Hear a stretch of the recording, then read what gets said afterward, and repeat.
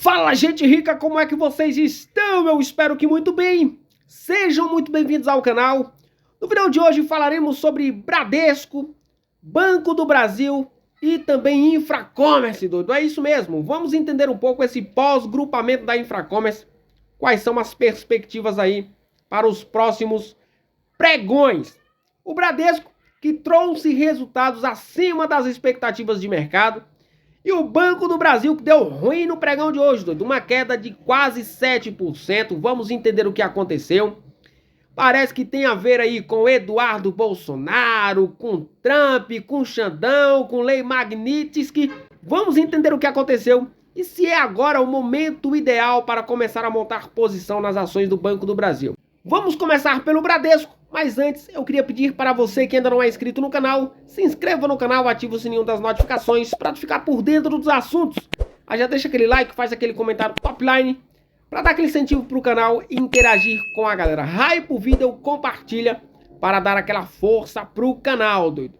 Lembrando que o conteúdo deste vídeo não sugere recomendação de investimentos e trata-se apenas de um conteúdo para te deixar informado. Sem mais converseiro, bora pro que interessa, doido.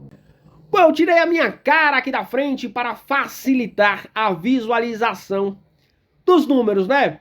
O Bradesco, como eu citei, trouxe resultados acima das expectativas de mercado. O consenso de mercado era de um lucro líquido recorrente consolidado por volta ali de 5 bilhões e 900 milhões de reais. E o Bradesco reportou, como vocês podem ver aí, o lucro líquido de 6,1 bilhão de reais. Um crescimento trimestral de 3,5% e um crescimento anual de 28,6%. Muito bom esse resultado do Bradesco aqui em termos de lucro líquido. O ROI, que era o problema do Bradesco, né? Era o motivo aí para o mercado ter dado tanta pancada nas ações do banco. Se aproxima agora de 15%, ficando em 14,6%. Um crescimento trimestral de 0,2 pontos. E um crescimento anual de 3,2 pontos.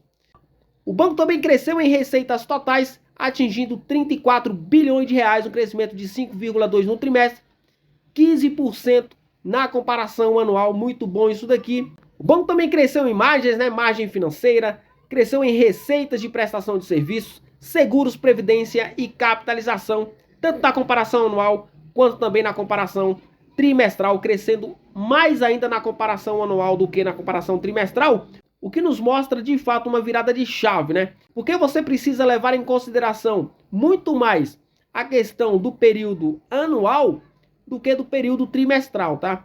Porque o período anual é o que mostra se de fato a empresa está indo bem ou não, tá? Trimestre oscila de um para o outro. Vemos aqui uma carteira de crédito expandida, superando 1 trilhão de reais desta vez, né? Um crescimento anual de 11,7%. A parte de pessoas físicas superando os 442 bi e pessoas jurídicas se aproximando aí de 600 bi. Crescimento anual e crescimento trimestral também. Agora vamos para as observações do resultado do Bradesco, tá? Apesar do avanço no lucro líquido, apesar do avanço na carteira de crédito, das receitas totais, o banco teve aí uma alta também no custo do crédito, tá? De 11,7% na comparação anual, 6,5% na comparação trimestral. O banco precisando aí aumentar a sua PDD para 3,2 bilhões de reais. E também teve o crescimento das despesas, que superaram aí os 12 bilhões de reais. 12 bi e meio, crescimento de 4,9 no ano e 4,4 no trimestre. Essas observações aqui. Isso aqui é cenário, tá? O banco tem muita exposição a pessoas físicas, vocês puderam observar aí. Então tem aí o aumento do endividamento das famílias, isso acaba impactando nas despesas do banco. Os indicadores de crédito do banco ficou praticamente estável com uma leve queda de 0,2 pontos no ano, ficando aí em 4,1%, o índice total acima de 90 dias, tá? Na parte de seguros, o banco continua performando de maneira excelente, né? O lucro líquido recorrente de 2,3 bilhões de reais, porém queda no trimestre, mas crescimento na comparação anual de 4,4%, tá? O ROI nesse segmento de seguros ficou aí em 21,4%, tanto queda no ano quanto queda no trimestre, mas leve queda, tá? De 1 ponto percentual no trimestre e 0,7 no ano, ficando estável praticamente esse negócio aqui. O faturamento foi de 29,2 bilhões de reais, porém, leve queda também no ano e no trimestre, 2,7 e 3,3 respectivamente. E o índice de sinistralidade ficou em 71,7%. E um resultado bom aqui, porque teve uma queda na comparação anual de 6,9 pontos aqui, né? Apesar de uma leve alta de 0,8 no trimestre. Então o resultado do Bradesco mais uma vez surpreende, né? O que mostra que o banco de fato está aí na sua fase de virada de chave. Agora vamos para Banco do Brasil, doido. Que febre do rato foi essa que aconteceu no pregão de hoje, que derrubou as ações em quase 7%. E agora está no patamar que para muita gente é o patamar ideal para começar a montar posição. R$ 18,35, como vocês podem ver no gráfico aí. Uma queda bem acentuada de 6,85%. E esses dados aqui são os dados do InvestimPro, tá? Da plataforma do invest.com. Eu vou deixar o link aqui na descrição do vídeo, caso você queira, né, utilizar essa ferramenta Pro aqui com um desconto de 15%. Vocês podem ver aí o preço justo que a plataforma mostra, que é R$ 25,96, um potencial de alta de 41%. Isso aqui é curto prazo, tá? Quando falamos de curto prazo, estamos falando aí de 2 a 3 anos. Podemos considerar aí curto, médio prazo. Agora, o que aconteceu para as ações do Banco do Brasil caírem tanto? Bom, especula-se que é por conta da lei Magnitsky que pode afetar o banco. Porém, o Banco Central divulgou os dados dos bancos, né? E para o Banco do Brasil a coisa foi feia, doido. O mercado já havia projetado números piores para o segundo trimestre. Porém, depois que os dados do Banco Central foram divulgados, aí os caras das casas de análises começaram a fazer as suas revisões e derrubaram as ações, tá? Aí a notícia que circulou durante o dia foi essa daqui, né? Que Eduardo Bolsonaro teria pedido bloqueio total de bens de Alexandre de Moraes, já enquadrado na lei Magnitsky, e que o governo Trump estaria examinando também a possibilidade de aplicar sanções diretamente a instituições financeiras brasileiras, que poderia ter resultado no período da tarde em acentuação de perdas concentrada na ação do Banco do Brasil. Mas por que só Banco do Brasil? Porque o Banco do Brasil é uma estatal, tá? Uma empresa estatal, e o Gilmar Mendes soltou aí uma fala dizendo o seguinte: se os caras aplicarem a lei Magnitsky, nós determinaremos que os bancos não cumpram essa lei. Só que o buraco é bem mais embaixo, tá? Não tem como os ministros do STF exigirem das instituições brasileiras uma desobediência à aplicação desta lei, porque as próprias instituições sofreriam sanções, aí o negócio ficaria muito pior para toda a economia brasileira, tá? E falando de Banco do Brasil, estamos falando de uma estatal que o governo controla.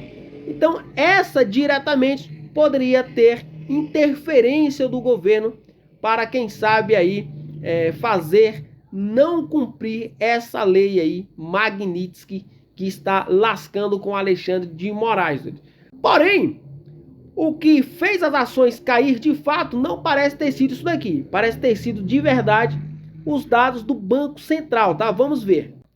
Durante a tarde, o BC publicou dados operacionais de maio das instituições financeiras e o Banco do Brasil acabou mostrando os piores números, registrando um lucro líquido bastante fraco de apenas 516 milhões de reais no mês, indicando um lucro líquido de 3,5 bi, de forma run rate ou métrica financeira que permite estimar o desempenho futuro de uma empresa com base em seus resultados atuais no trimestre.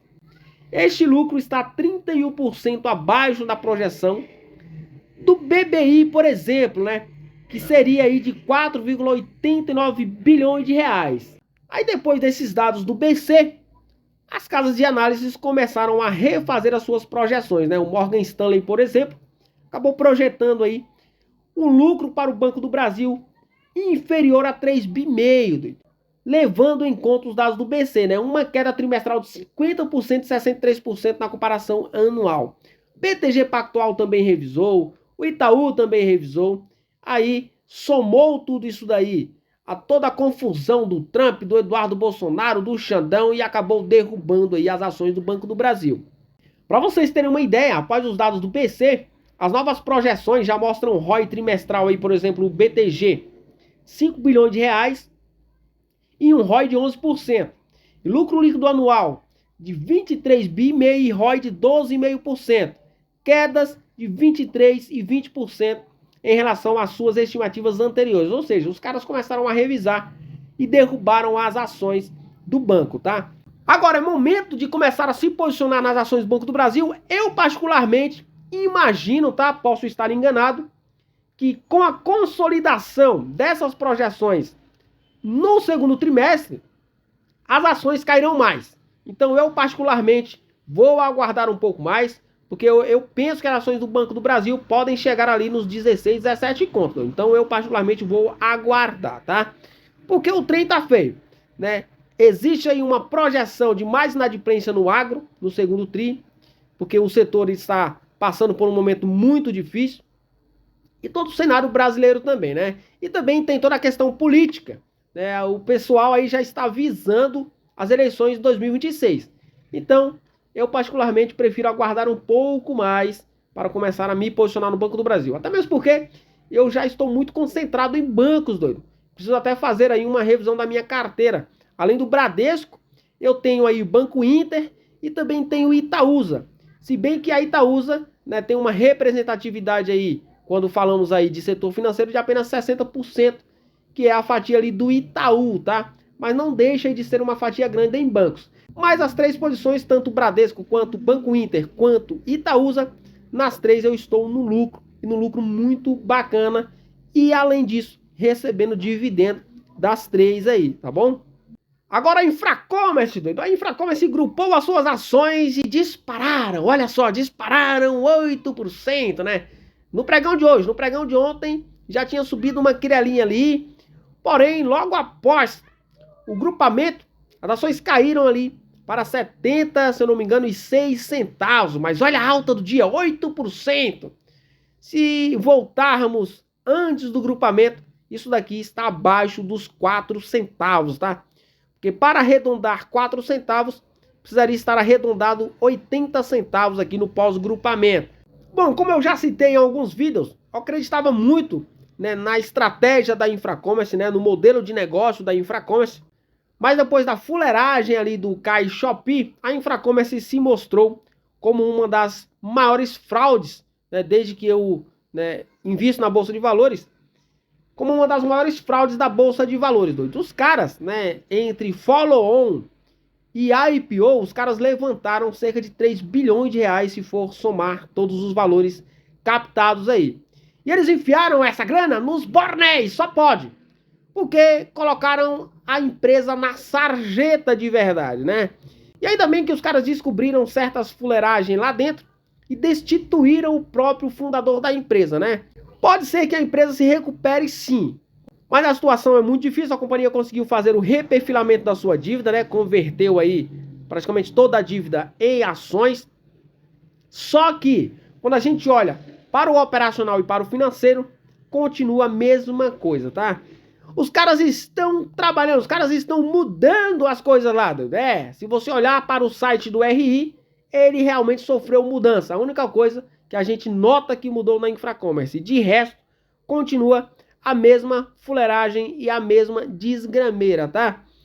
Ainda bem que foi uma grana muito baixa que eu coloquei aqui, mas mesmo assim é uma queda muito expressiva de mais de 97%, é uma queda muito expressiva mesmo. E essa é a diferença de você investir em bons ativos, tá? Enquanto por um lado ali eu citei pelo menos 3 ações que eu tenho em carteira, que é Banco do Bradesco, Itaúsa e Banco Inter, enquanto por esse lado a gente está ganhando tanto em dividendo quanto também em ganho de capital, imagina se você coloca muita grana numa empresa de alto risco como a Infracommerce e outras tantas por aí. né? Então, jamais faça isso, tá? Empresa desse tipo é a Quirela da Quirela. Agora, esse grupamento aqui foi um grupamento fuleiro. Eu imagino que os caras tenham uma carta muito forte na manga para fazer essas ações subirem aí quase 30% para bater R$1.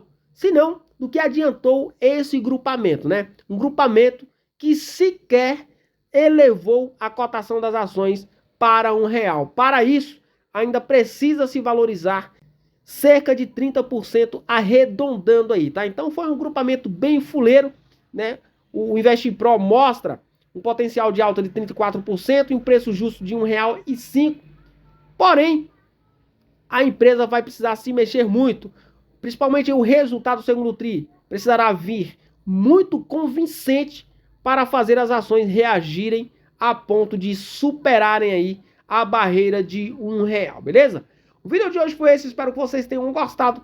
Forte abraço, até o próximo. Fui!